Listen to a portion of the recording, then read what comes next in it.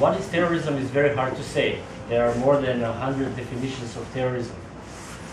What we know is that we are frightened by terrorism. We are terrored by terrorism. And that's what is terrorism doing.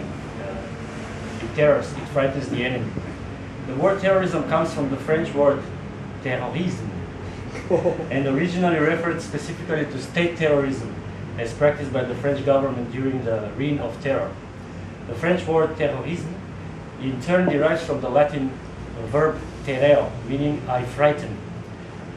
The concept of terrorism does not refer only to the militant groups in the Middle East today.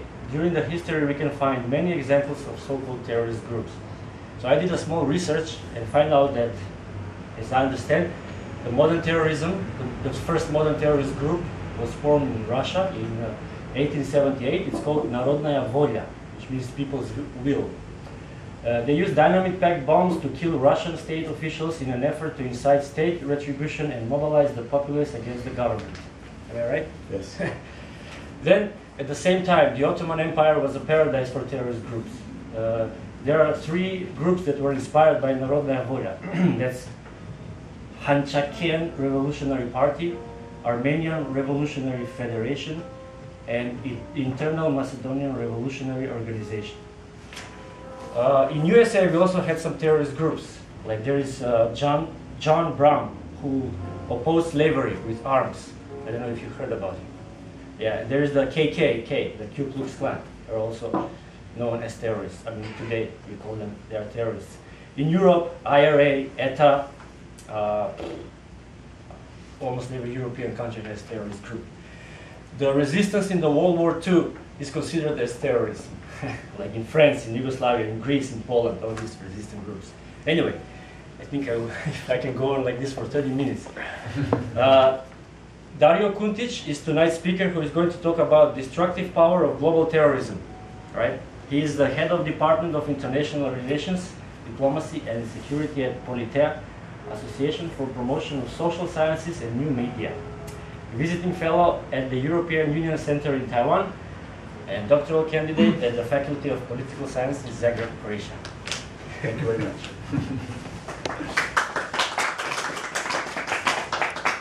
So, as Alex said, terrorism is a complex phenomenon. It's politically, emotionally charged. That's why there is no single definition of terrorism by many. For example, terrorism expert Alex Schmidt says there are more than 100 definitions of terrorism. But I chose one definition which I found satisfactory for my research and for our speech today. So according to definition adopted by the Jonathan Institute in Jerusalem in 1979, terrorism is the deliberate and systematic murder, maiming, and menacing of the innocent to inspire fear for political ends. This definition, I found it one of the most adequate because it's not limited to any actor, but can include individuals, groups, organizations, and states. Generally, terrorism is a tactic used by militant actors who want to confront a military superior enemy. However, terrorism can be perpetrated also by states, and in that case we are talking about state terrorism. When we're talking about types of terrorism, as Alice also mentioned, the most common non-state types of terrorists are national separatists, like Irish separatists, like IRA, and ETA, of course, from Basque. Then we have like ideological terrorists, like anarchists, radical left, or radical right. Like KKK is like a radical right group. And we have, of course, religious terrorists, like a Hamas in Palestinian, in Palestinian parts of Israel, and now in Gaza Strip, which is like now separated from the state of Israel, and of course Al-Qaeda. Talking about global terrorism, can be said that this type of terrorism has been perpetrated by a global terrorist network known as Al-Qaeda and its affiliates.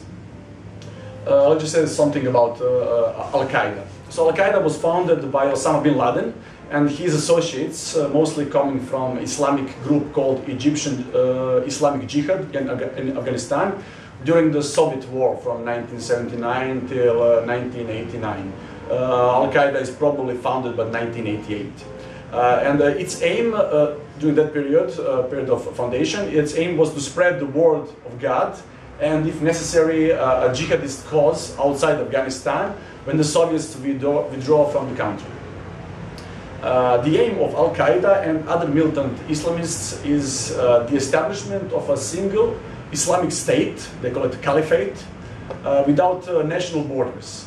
Militant Islam ideology states that the vision of Muslim world on small states is an artificial project and is a result of the Western imperialism.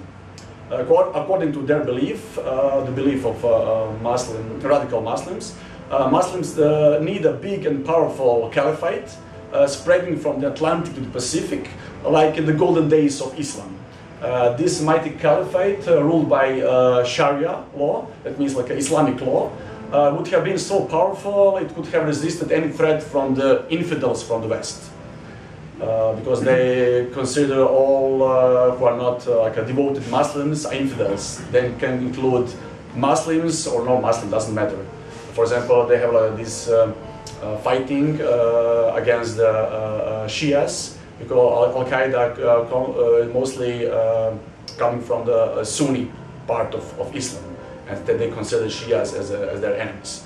So that's why we had some like a conclusion for some American governmental expert, especially during the Bush years, that they try to connect Al-Qaeda with Iran. But this is like not so simple, because they are have this totally opposite ideology.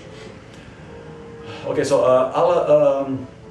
they believe, Muslim radicals, they believe in a return to the pristine purity of the period of Muhammad, which is necessary to restore the Islamic community's past power and greatness. To accomplish their goal, militant Islamists need to overthrow non-Islamic elites in Muslim countries and replace them with Islamic regimes. Due to Western support for the regimes in the Middle East, they turned their weapons against the West and Israel as the Western collaborator which oppressed the Palestinians and other Muslims. Al-Qaeda started to wage the jihad, which means the holy war, against the United States and its allies after Saudi Arabia gave a permit to the United States and allied forces to deploy troops into Saudi territory in order to protect the kingdom from possible Iraqi invasion. That was during the occupation of Kuwait by Saddam Hussein forces. Bin Laden was first to offer the help to protect the kingdom, but it was refused by the Saudi king Fahd, because Saudi king was afraid that so many Muslims, radicals in his country, can pose threat to his kingdom. For Bin Laden and other militant Islamists, this move was a betrayal, because Saudi Arabia is a home of Mecca and Medina, the holy places for all Muslims. They call it land of the two mosques. For them, a deployment of infidel soldiers was equal to the Crusaders' occupation of Muslim lands many centuries ago. So Al-Qaeda's first major operation against the West soon followed. In 1993, a militant Islamist detonated a truck bomb below the North Tower of the World Trade Center. This was the first attack on American soil by militant extremists from the Muslim area. They wanted to bring down both towers and kill thousands of people, but they failed to do so. However, the bomb killed 6 people and injured more than 1,000. This terrorist action was a clear evidence that Al-Qaeda's network extended their holy war on the global scale. It also became clear that the militant Islamists have been striving to kill as many people as they can. So bombings of the US embassies in Kenya and Tanzania in 1999, then USS Cole bombing in Yemen in 2000, well-known September 11 attacks, of course, Bali bombings in 2002, Madrid bombings in 2004, London bombings 2005, numerous attacks in Iraq, many failed attacks, etc., proves this thesis. So I think that the bombings of Kenya and Tanzania embassies was 1998. Sorry about that. So Al-Qaeda modus operandi, the way how they conduct their actions, has been simple and lethal. Kill as many people as you can. So in that way, the militant Islamists change the way the terrorists used to act. Like this difference between old and new terrorists. They're like experts like to say in the last decade. For example, well-known expert in the field of terrorism, Brian Jenkins, once said that terrorists want a lot of people watching, not a lot of people dead.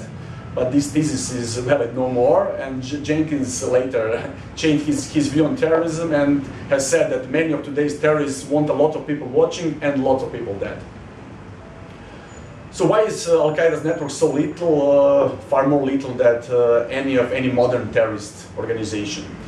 In the first place, we can put the issue of fanaticism of Al-Qaeda's members and followers.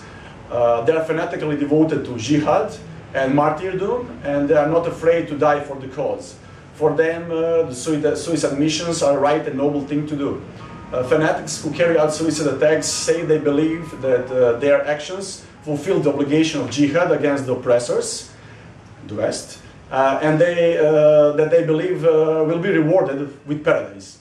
In the words of Bin Laden, we love death and the US loves life. That's the big difference between us.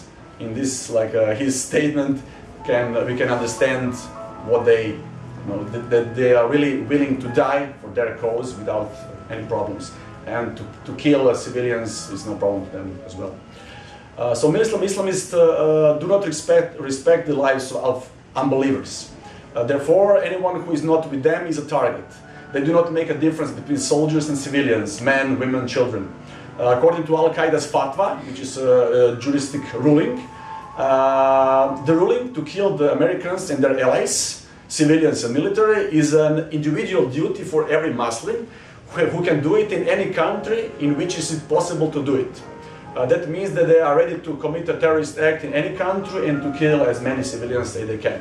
Doesn't matter. For them, like a human sacrifice and the human casualties are just something they have to do in order to achieve their goals.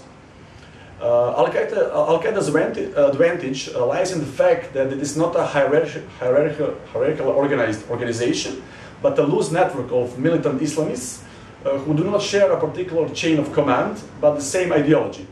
For example, Al-Qaeda in Islamic Maghreb and Al-Qaeda in Arabian Peninsula are independent branches of militant Islamists who share the same ideology as Al-Qaeda's core, but can act on their own. That's why the death of Bin Laden had more symbolic than operational meaning. Besides the big branches, Al-Qaeda's network consists also of small but little cells capable of performing terrorist acts without help from the bigger branches or the core. These cells are particularly dangerous because they are extremely fanatics and difficult to track. For example, the Hamburg cell included militant Islamists who eventually came to be key operatives for 9/11 attacks. Loose connection of the terrorist cells allows the network to survive even the cell one cell is destroyed. But the particular threat from Al-Qaeda comes from so-called lone wolves. Individuals inspired by Bin Laden, Al-Qaeda, and the ideology of militant Islam. They are extremely difficult to discover, and the same thing is with homegrown terrorists, because it's almost impossible to detect who is beginning to change in his thinking up to a point where he becomes a threat to the national security. So we're talking about present threat to global security. Because of the many security data and analysis has shown that militant Islamists have long-term plans of perpetrating attacks in many countries, from the Middle East and Asia to the United States and Europe. They're not maybe capable for perpetrating spectacular attacks like attacks in 9/11, but they're still extremely dangerous. Although lacking of financial support, they are more than capable to conduct small but little attacks that include car bombs, homemade explosives, homemade explosive devices, or machine gun attacks. These kind of terrorist actions are not really difficult to conduct and are relatively cheap. The attack by Pakistani terrorist group Lashkar-e-Taiba, who killed almost 200 people and wounded more than 300 in Indian city of Mumbai in 2008, or the Times Square car bombing attempt in 2010 are the one of these examples. For the Mumbai attackers were using assault rifles, AK-47, also known as Kalashnikovs, and hand grenades. These are weapons that can be easily purchased on the black market. So despite that, this possibility of large-scale attacks still exists. Intelligence data has shown that militant Islamists strive to obtain some kind of weapon of mass destruction. Obviously, it is not easy to purchase atomic bomb on the black market, but however, to obtain some kind of radioactive material or chemical weapon is a possibility. For example, doomsday cult Aum Shinrikyo from Japan carried out sarin gas attack on Tokyo subway in 1995, killing 13 commuters and wounding more than 1,000. So, to complete this speech, we say that Al-Qaeda threat is really clear and present. And after Bin Laden, some experts were trying to explain, now Bin Laden is dead, now everything will be peaceful, we can deal with terrorism now more easily. But Bin Laden was a symbolic figure. He was important in this global jihad against the West and against infidel Muslims. But after Bin Laden, we can find lots of Bin Ladens. You know, maybe they're not so influential like him, but guys who are willing to die for their cause, who are willing to organize spectacular attacks or small-scale attacks I was talking about. So I think that we have to be assured that terrorists will conduct some kind of terrorist act in near future. Maybe not tomorrow, maybe not in 10 days, but we have to be careful because terrorist cells are still active. Some intelligence sources are saying that in Germany, in Great Britain, there are lots of individuals and a couple of terrorist cells who are willing to kill innocent people. So that means we don't have to just be calm after Bin Laden was killed, because this threat is really real and present. Thank you. Okay.